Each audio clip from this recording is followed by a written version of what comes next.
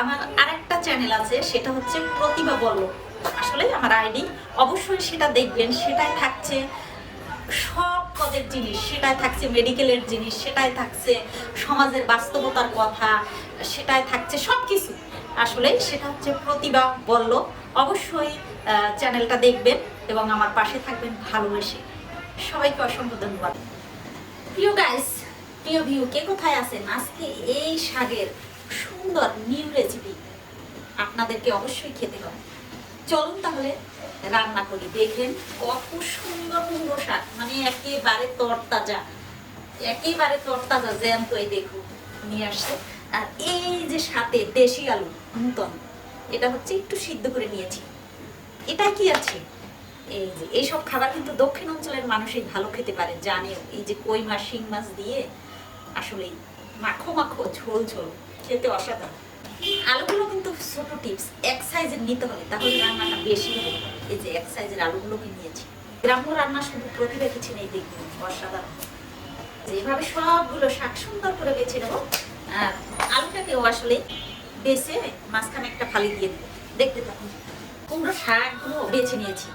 আর এটা এগুলো দিয়ে কি করব বলুন তো, আগে বলিনি। তাহলে যদি বাসায় চলে আসেন, ভর্তা খেতে অসাধারণ।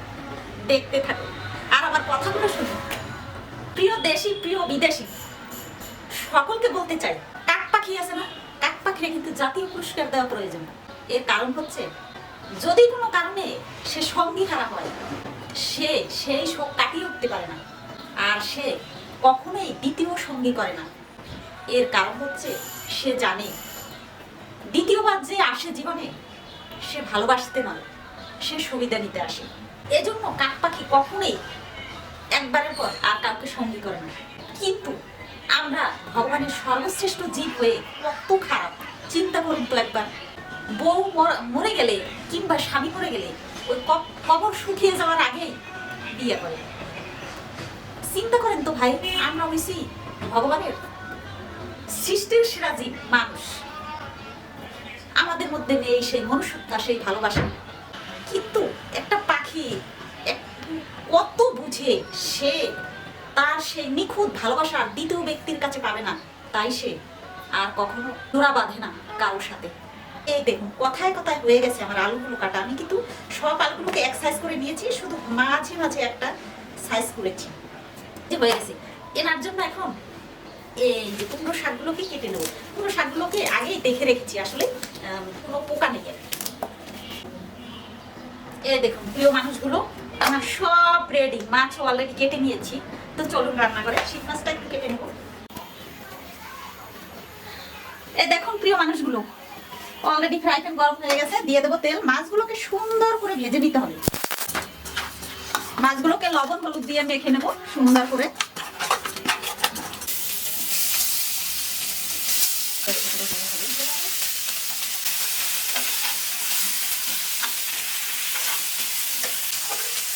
তুলে নেব।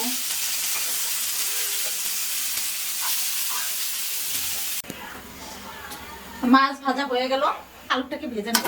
সহজ সরল রান্না, একেবারে মা যেভাবে রান্না করতো আজকে আমি। এই আলুটা ভাজা হয়ে গেছে, দেখছেন লাল লাল করে ভেজে নিয়েছি। আসলে শাকগুলো পুরানো দিনের রান্না করবো আজকে, 2 বাগারে করবো। কাঁচামরিচ, স্বাদ মতো লবণ, কুমড়ো শাকে লবণ বেশি দেওয়া যাবে না, হলুদের গুঁড়ো, একটু লাল মরিচ বাটা। এর মধ্যে দিয়ে দেবো সেই ভাজা আলুগুলোই। গরম জল, ঠান্ডা জল দেওয়া যাবে না।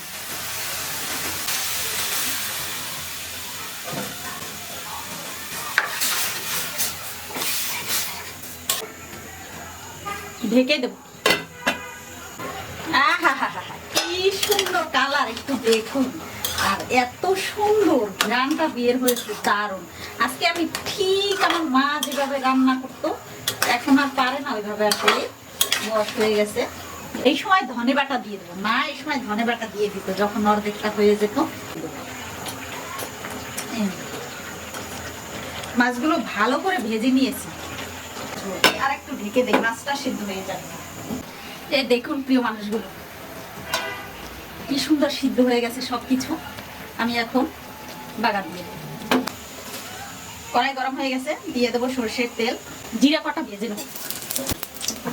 আজকে ঠিক মা যেভাবে রান্না করছেন ঠিক সেইভাবে রান্না করছেন। শুধু একটা কাঁচামরিচ খালি করে দেব। এই কাঁচামরিচটা ভাজার গ্রামটা এত সুন্দর হবে।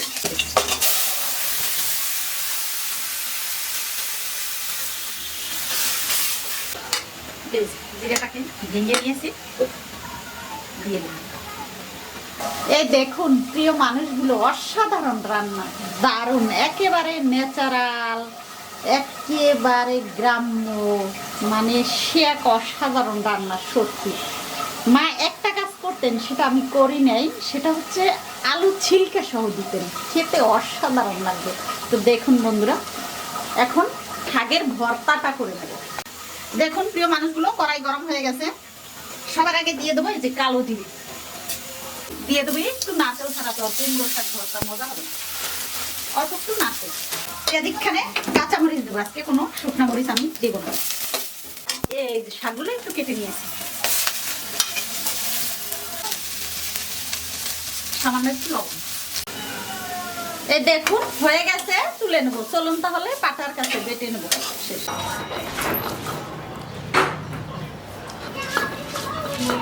এই যে ধনে পাতাটা আর এই যে ইলিশ মাছ বেটে নেব, দেখতে থাকুন, অসাধারণ। ধনে পাতাটা কাঁচা দিবেন, তাহলে বেশি মজা হবে। ইলিশ মাছ মাথা সহ কাটা সহ বেটে দেবো, সে এক অসাধারণ খাবার। কোনো কাটা কাটা কিচ্ছু ফেলি নেই আজকে। দেখুন তাহলে প্রিয় মানুষগুলা, কি সুন্দর নারকেল, কালো জিরে আর ইলিশ মাছ দিয়ে, খোকা ইলিশ দিয়ে ভর্তা হয়ে গেছে। মরিচ না হলে কি আর হয়, আর সরষের তেল, দারুণ। এই যে ভর্তা, শুধু ভর্তা হলেই হয়, আর কিচ্ছুটি তো দরকার হয় না রে। ভাতের মধ্যে চলে যাবে, তাই ঝোল ঝোল রান্না করছি। তো দেখুন তো ঝোলটা, এই দেখুন ঝোল ঝোল দেখুন। তাহলে বন্ধুরা, আজকের খাবারটা কেমন হয়েছে বলুন তো। আর এই সুন্দর সুন্দর দেশি রান্না পেতে আগের দিনের অবশ্যই প্রতিবাদীকে ফলো করতে হবে, প্রতিভা কিচেন ফলো করতে হবে। তো সবাই এভাবে খাবেন, আর হচ্ছে লাইক কমেন্ট শেয়ার করবেন। আমার ইউটিউবে একটা চ্যানেল আছে, অবশ্যই আপনারা দেখবেন, এবং ফেসবুক পেজে ফলো দিয়ে পাশে থাকবেন। সবাইকে অসংখ্য ধন্যবাদ, সবাইকে নমস্কার।